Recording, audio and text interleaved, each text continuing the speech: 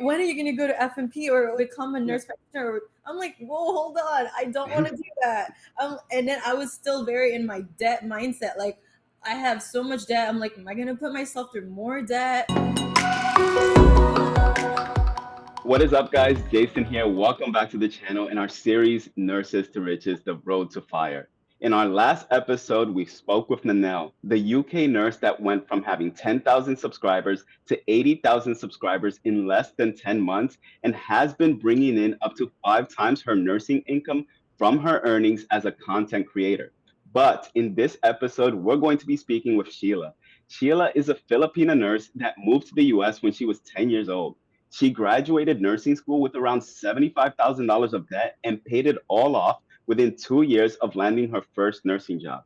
We're going to be speaking with Shiella about what it took her to pay off all of that debt and her reasoning behind it.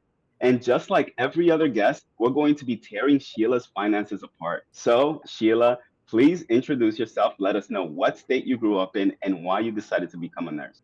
Hi, everyone. My name is Shiella. I grew up in New York. I decided to become a nurse because honestly, I didn't know what I wanted to do when I was in high school.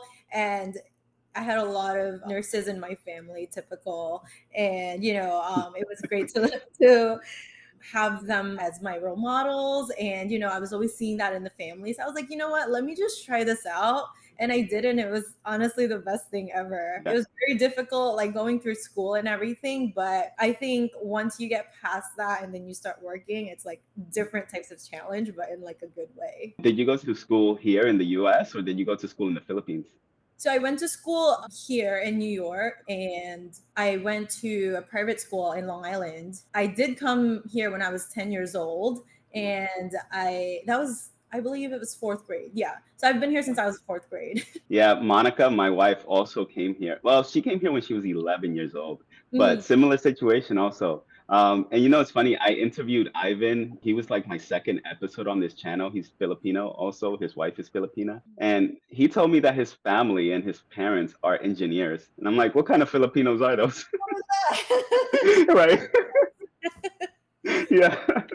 But hey, you know what? Every time I speak to a Filipino, I always expect them to be in the medical field, whether it is like nursing or doctors, because there's a lot of doctors in the Philippines also. So, what type of facility did you first get employed in?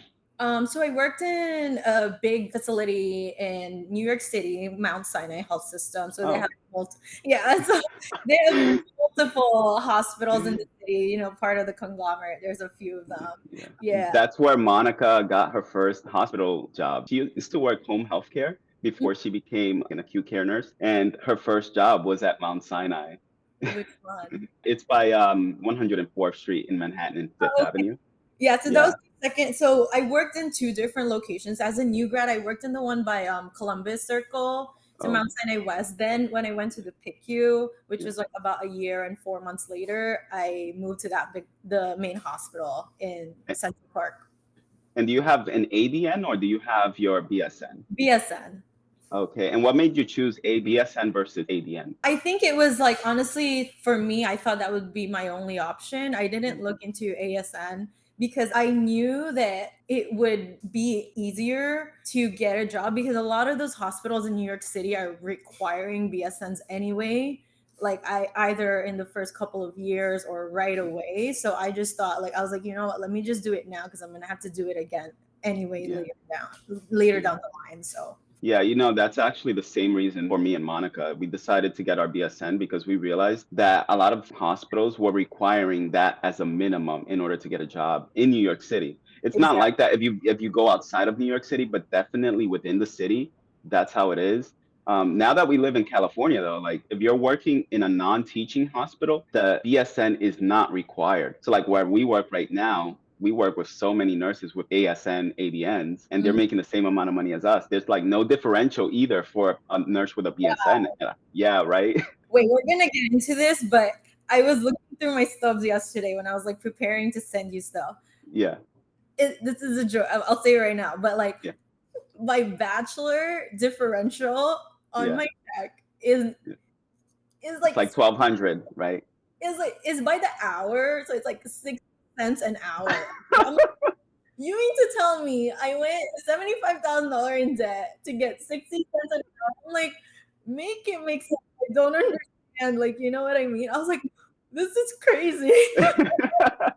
I know. That's part of the reason why we were like, we thought New York City was a joke. They want you to have advanced degrees, but they don't really compensate you well enough for them. So, like No. here, I'm looking at these ADN, ASN nurses, and they're making way more than all those nurses with advanced degrees in New York City. I was honestly, because there's such a big push, and there's nothing wrong with this. There's such a big push, like, while you're still fighting for your life, trying to get your bachelor's, everyone's already like, all right, when are you going to go to FMP or become a Yeah. nurse practitioner? I'm like, whoa, hold on. I don't want to do that. And then I was still very in my debt mindset. Like, I have so much debt. I'm like, am I going to put myself through more debt? And for what? Exactly. So, do you remember how much you were making in your first job?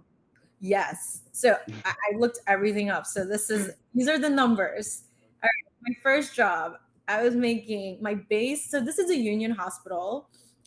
My base was $46 an hour, and my BSN was 72 cents differential. And my night shift differential was $2.76. So it's about like $49 an hour for my first nursing job in New York. Well, you know what? I have to say, that's one of the highest ones we've heard so far. Right. I know you had guests that were working in like Georgia or something like that, and $20. I'm like, that's Yeah. painful. You know, Yeah, but what people don't understand though is that even though you're making that much in New York City, the it's not. cost of living in New York City is enormous. I'm single, and like the amount of taxes I pay, it's like heartbreaking. So you started out in the PICU?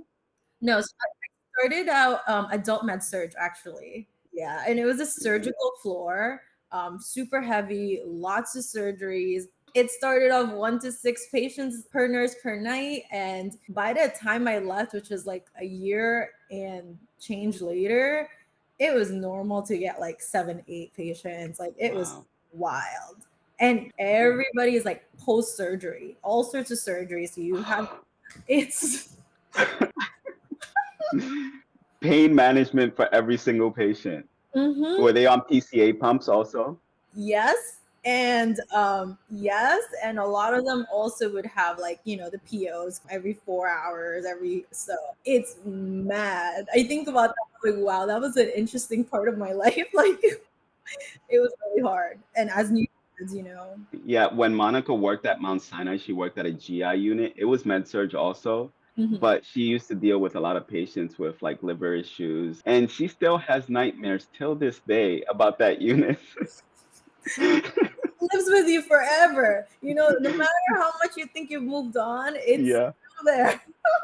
And now I know. talking about it with you, I'm like, oh my God. So you did that for a year and a half, Yeah. and you left at like the height of the pandemic, right? Yes.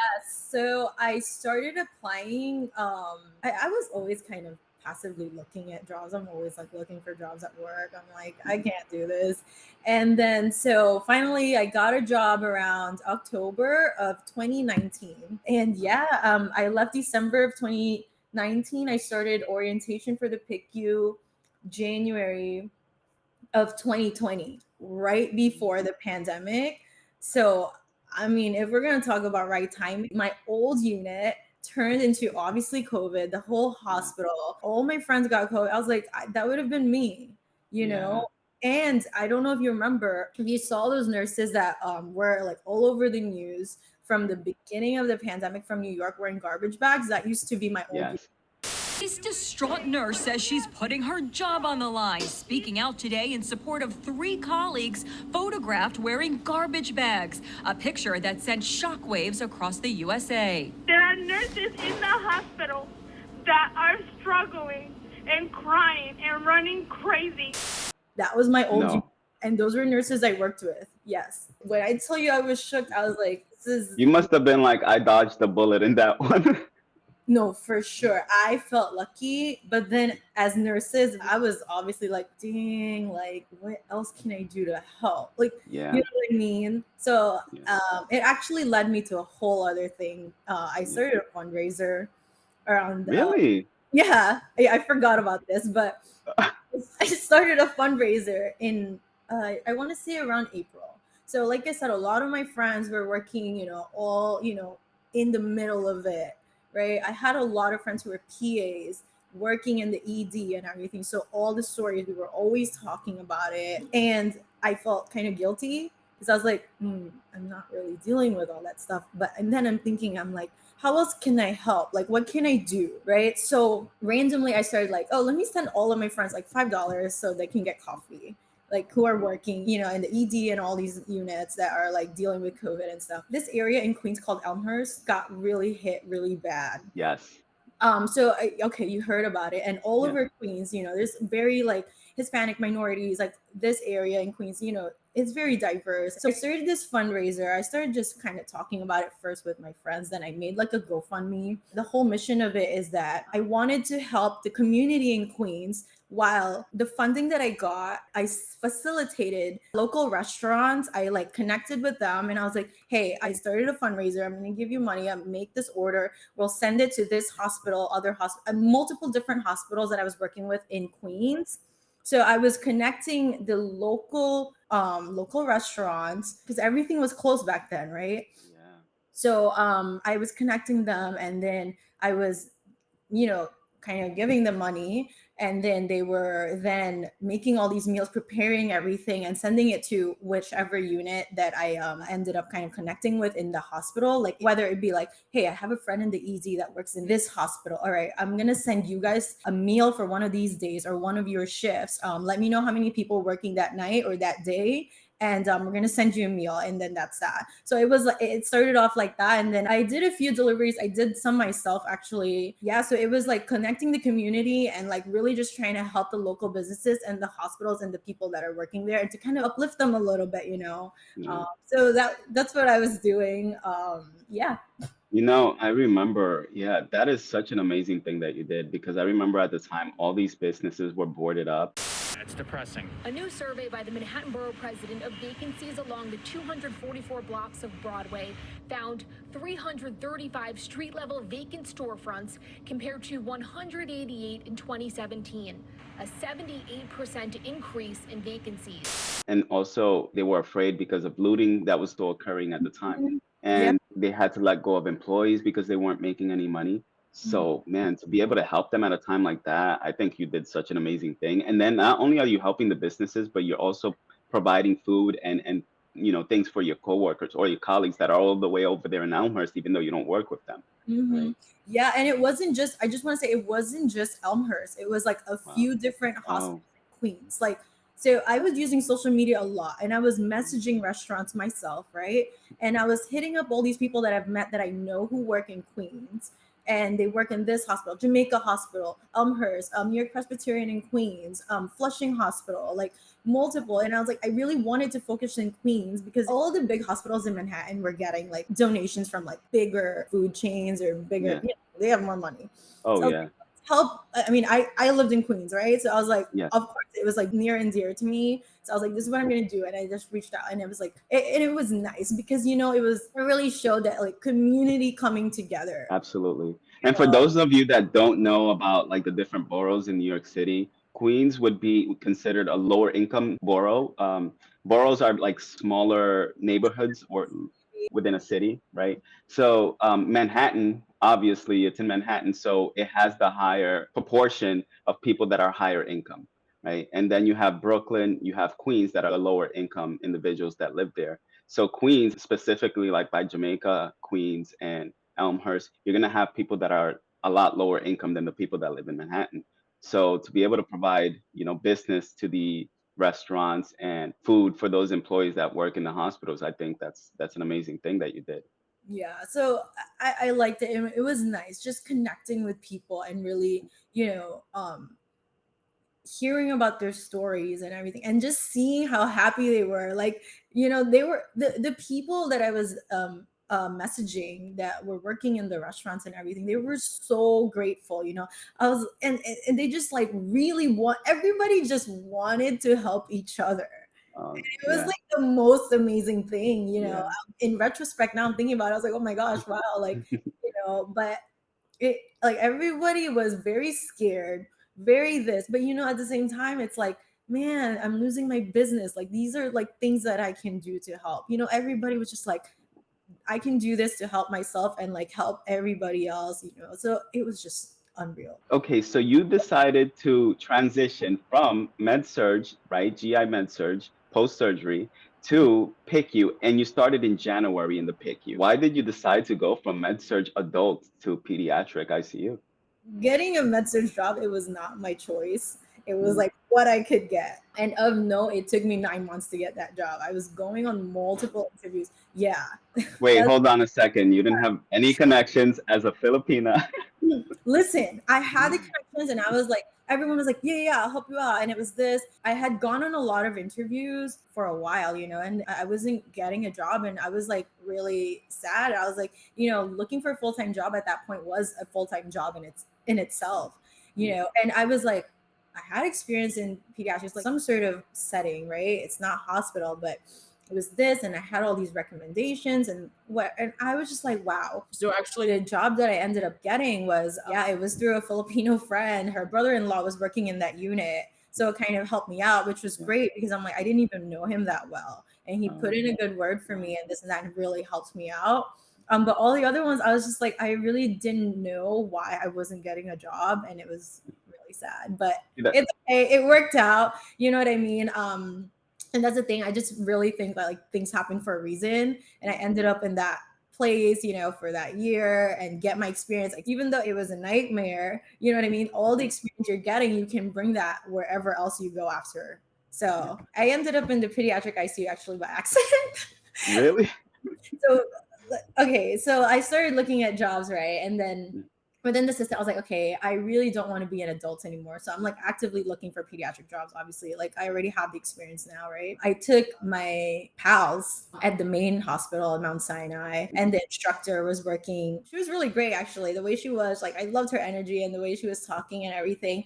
And she, at the end of it, I was kind of just like, hey, I really want to go into pediatrics. She was like, well, I work in the pediatric ICU. If you want to, go over there, we can meet the managers afterwards and stuff. And I personally did not think I would end up in the ICU or PICU. I was kind of just like, all right, yeah, sure, let's go. Yeah. And so she toured me. I loved it, met the managers, and applied, interviewed, this and that, and then I got the job. Are you still working there, or did you end up moving to a different hospital or No, department? I left a year ago to travel nurse. Why travel nursing out of all things?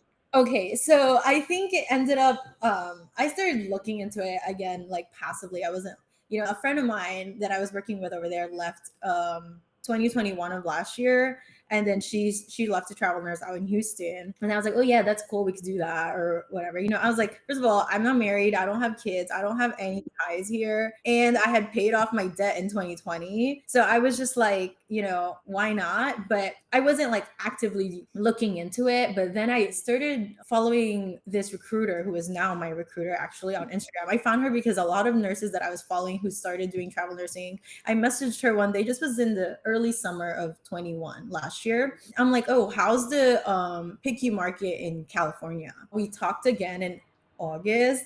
And next thing you know, I signed the contract. I was out here by September, ended my lease, sold all my furnitures, got a storage unit. Yeah, it was crazy. Like it happened really fast, but it was so good, and I was so excited because, so just to ask her a question, I was like, is California still offering, like, for travel nurses, like an emergency license, kind of like you don't have to have your California license at the time? She was like, yeah, some hospitals are. And she calls me. She was like, I need nurses. Now I was like, just for fun, what are the rates right now? She's like, my highest paying contract right now is in Long Beach.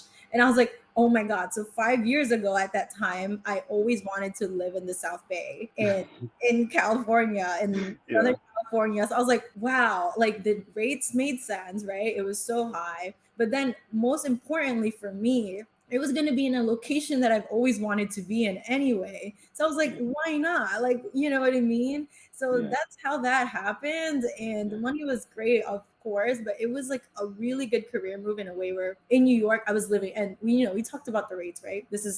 You're going to laugh. I was netting probably just 1,100 a week.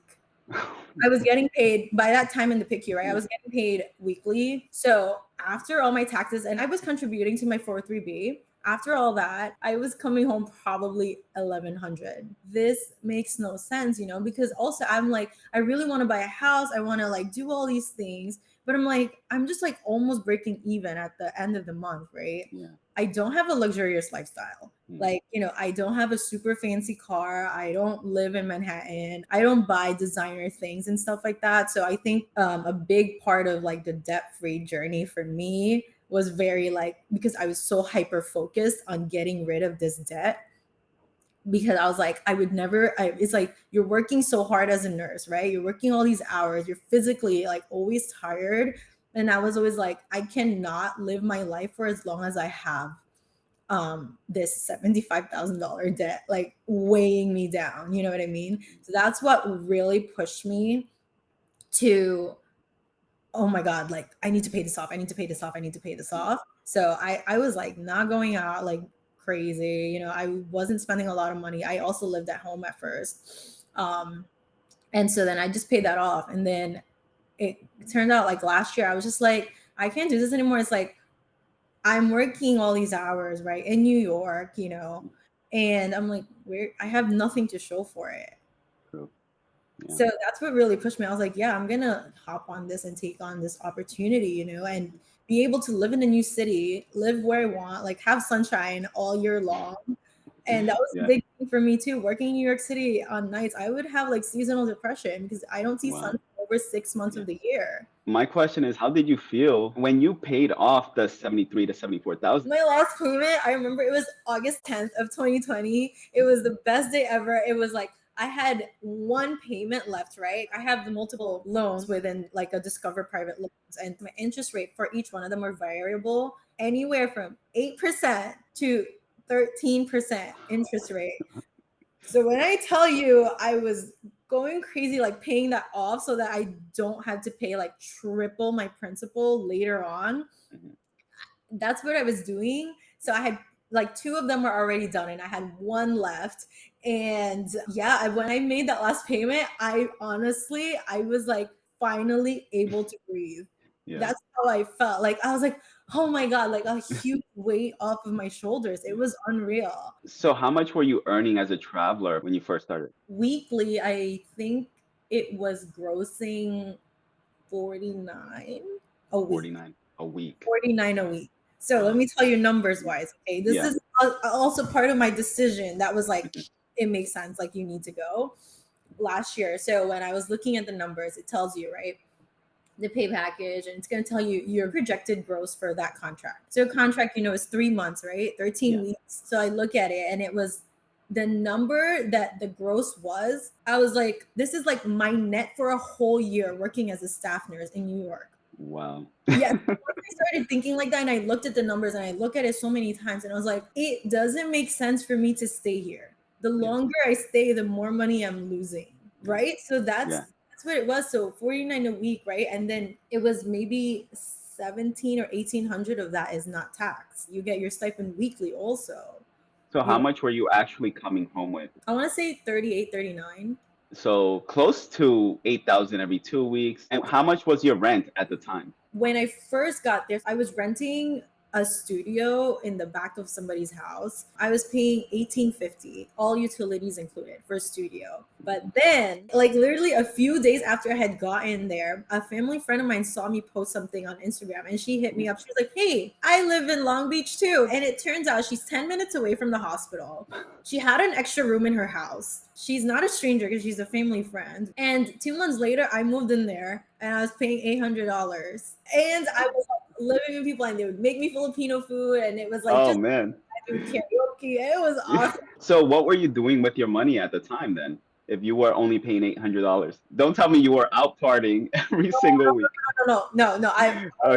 Maybe here and there, but not really. Yeah. For the whole time that I've been doing this travel nursing, I've been like trying to figure out how to allocate my money properly. I have it sitting and in my head, I was like, okay, I stopped contributing to my 403B from my previous job. I need to pull the money out. And I just haven't done that yet. Yeah. And like actively start making contributions again. So right now I just kind of have it sitting, and I have some money in, like, I don't know, like Robinhood or something, Yeah. like 14,000 there or something like that. Then I have from my 403b like 30 Yeah. just there. Okay, Yeah. I need to pull it all out and like Yeah. move it to like another account. I had a conversation with Les 2 episodes ago, and he told me his problem as a traveler is every time he signs a new contract with a different agency, he has a different retirement account with a different brokerage firm. So the issue of trying to roll over your 401k into a 403b or 403b to another 403b, it gets complicated after a while when you've done so many contracts because you might be switching agencies between contracts and they all use a different brokerage firm. So I've never done traveling before, Mhm. but I can see why, as a traveler, that would put you off from investing because you're constantly having to switch it over to a different account. So that's exactly what I had in my head, right? I'm like, well, I'm probably going to be moving around so much. Why would I contribute to my current agency or one or whatever? But then I was there for a year and I worked with the same things. I was like, oh man, I could have done it. At the very minimum, you can do a backdoor Roth IRA. And what you'd have to do is open up a traditional IRA account. You can do this through like Fidelity or Vanguard. Because you make too much money, you're above the income limit, you have to do it as a backdoor Roth IRA. So you first open up an account with Fidelity or Vanguard, and then it's a traditional IRA, and you put in your $6,500 there. And then you have to immediately convert it into a Roth IRA. There's a whole bunch of videos on YouTube, but and maybe I'll make one eventually. But Heard about this, and like, mhm. I've seen like other nurses post about these things, and I'm just like, that sounds really complicated. But It does. I know, Yeah, I know it's like just clickety click yeah, and do it yeah, like that. But I was yeah. like, okay, I need to do that. But you know what? It's a lot less complicated than having to transfer and roll over your 401ks and your 403bs every time you move from one agency to For sure. another. Yeah, Yeah. and that's honestly what I've been trying to avoid. So that's why I just haven't done it. But also, it's not a good idea for me to just have my money sitting Yeah. there. It's a joke. I'm like, what am Yeah. I doing? So Yeah. that's the thing. I Although do that. I will say this, yeah, inflation is eating up all that cash that you have sitting around.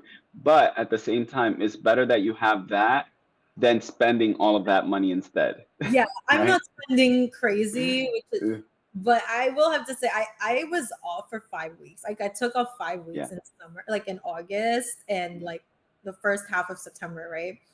I Yeah. was in Hawaii for 2.5 weeks on vacation. Wow. I was spending money, and then I Yeah. had no income. Then I had to pay for like my housing that I got like when I came up here to the Bay. So it was like a lot of money too. That I was like, Yeah. oh Yeah. man, all that time. Like yeah, you're off. It's great, but it's also like I was spending a lot of money. I was like going out to eat, like my goodbye dinner, my goodbye this, you know. But yeah, it's just those things that like Yeah. and your monthly expenses and things like that. But honestly, I am very confident in the fact that like I have control over like I'm not like a crazy spender. Yeah.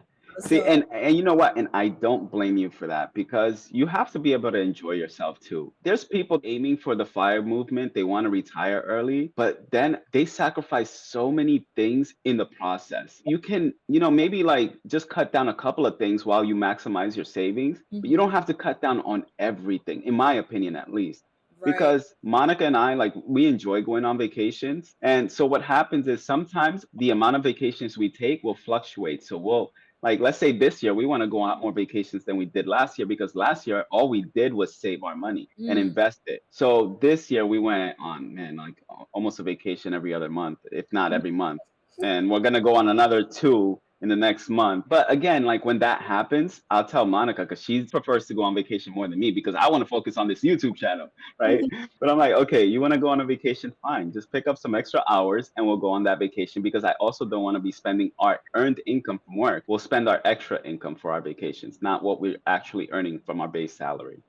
right. No, that's a good way to think about it. And you're totally right because and I have the same mindset too. It's like this whole year or this whole time that I've been traveling nursing, I give myself at least one 8-day stretch a month. At least Yeah, one of those, yeah, right? yeah, yeah. And I'll take off here and there. So I've taken off and I'll like even just do little things.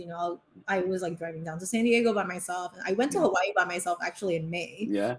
I was like, I had 5 days, 6 days off. I was like, I have nothing to do. Let me go to Hawaii. So I went to Hawaii by myself. What is the purpose of working all the time, saving your money, Yeah, right? Like, yes, yeah, you'll have your investment, this and that, but you also like, I'm very big on like, I need to live my life also, absolutely. you know, Yeah. on top of working hard, right? Like, it gives me a little bit more push, Mhm. kind of, that is like, what else am I doing besides working?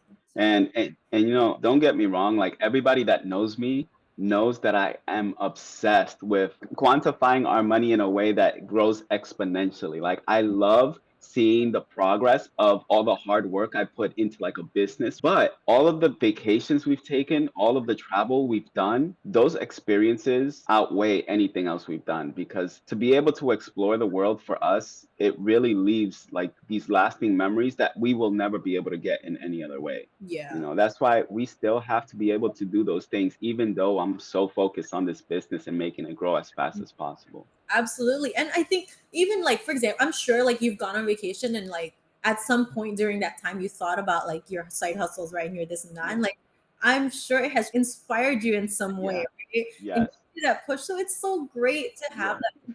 that. And I totally agree with the experiences. It's like even though yeah, you're there and like you're like a money guy, right? You're like Yeah. thinking, okay, there's gonna be this much money, it's gonna cost like or it's gonna be expensive, or even while you're there. But to me, I'm like, I'm here experiencing all Yeah. these things, right? I'm trying out all these foods. I'm seeing all these things I wouldn't have been able to see if I was just like where I'm living and stuff. So it's like it's the experience. I totally agree. And that's a great way to think about it. It's like, yeah, the money you're spending, you'll make that again. And it's like, Yeah. but this, you're not gonna see it again. Yeah.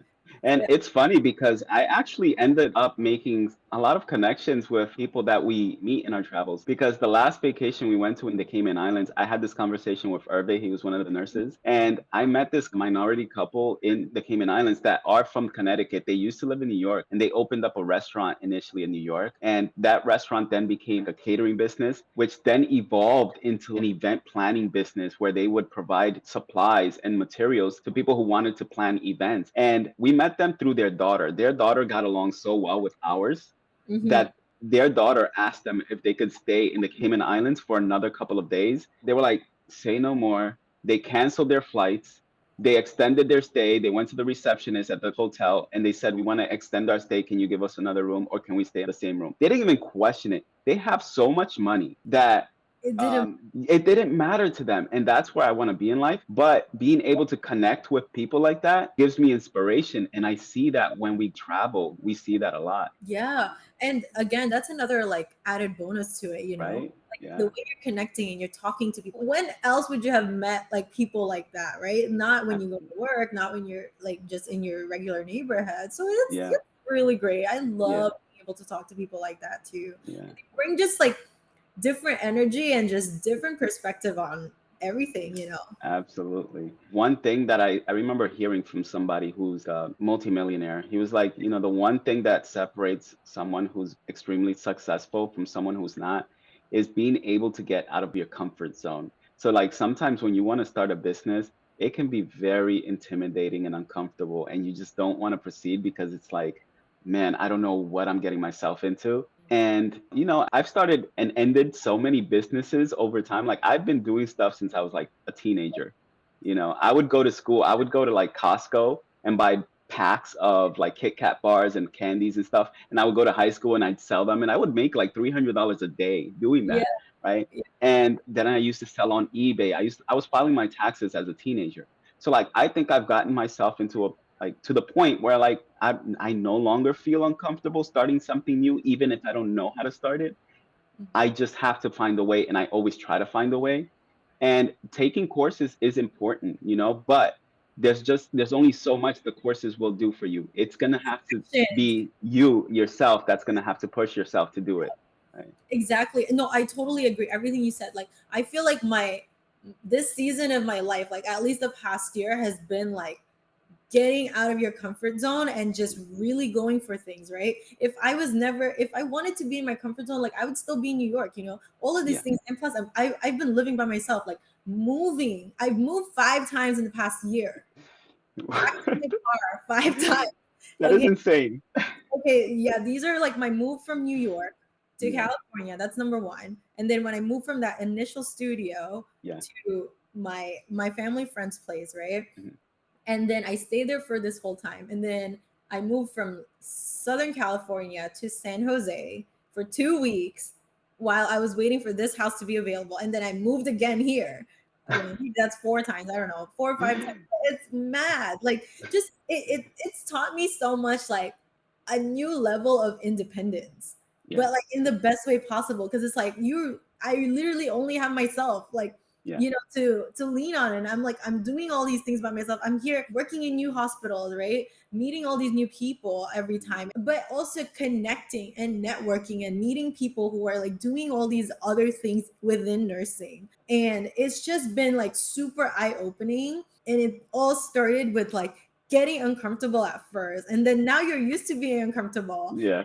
You know what? Well, this is normal. But it's like you kind of embracing that feeling, because I feel like if you're not uncomfortable, I don't know, maybe you need to be doing really something else. Yeah. Like, I've always been like that. It's kind of like I never liked being in the same place, I guess, like with jobs, obviously. Like, this is my 4th year of nursing, and this is my 4th nursing job.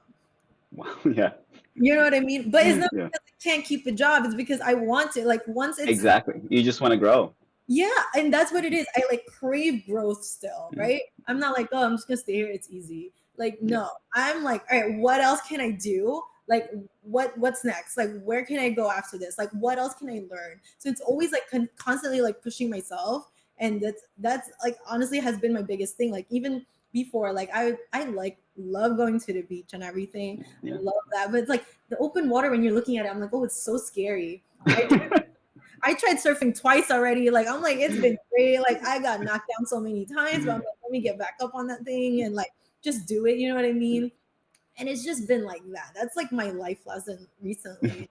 And it's great. Like, you embrace it, and it like brings you so much more than what you think. Yeah. We actually tried surfing so many times, and it is like 10 times harder than snowboarding for us. So hard. It really is. Yeah, the water, Mother Nature, she doesn't care. She's gonna flip you and drown you, and what are you gonna do, right? You have to get up, and that's it. Absolutely. Yeah. So if anybody wants to reach out to you, like if they have questions in how to proceed with traveling, how can they reach you? Okay, I have an Instagram, a little bit active on there. I don't have like a giant following, but it's Shiella Tequila. So that's my Instagram. Whoever wants to ask questions, feel free. Easily reachable there. That's pretty much my only platform right now. So, what kind of advice would you have for a nurse that's graduating soon? Okay, so my words, I think it's you can do it, and it is worth it. I know right now you hear a lot of things and you're seeing a lot of things within nursing that is like, oh, I don't want to do that, or it's making people really scared. It is still worth it. And nursing is a career that's going to give you the most opportunities to learn, to grow in all aspects of your life, and whatever your goals are, whatever that is. And you can use nursing to do that. And there's just so many endless possibilities within this career, whatever avenue, whatever path you decide to take. And with that said, you don't have to start in med surg. I know everybody says that to have a foundation. I don't believe in it. I ended up in it like because that's all I could get at the time, unfortunately. But if you want to start med surg, you want to start L&D, ICU, go for it. And you don't have to stay somewhere that you don't want to be, or that you feel unhappy and you're not satisfied with. It's totally up to you to change like the trajectory of your career path, and you have absolute most control of it. And that's awesome. I love that. And take it from Shiella. She's moved 5 different places in less than a year. Yeah. 4 nursing jobs, 4 years of nursing. 4 years. All right, guys, that's it for this episode. If you like this episode, then make sure you click on this video here so you can watch the last episode where I spoke with Nanelle, the UK nurse earning 3 to 5 times her nursing income as a content creator.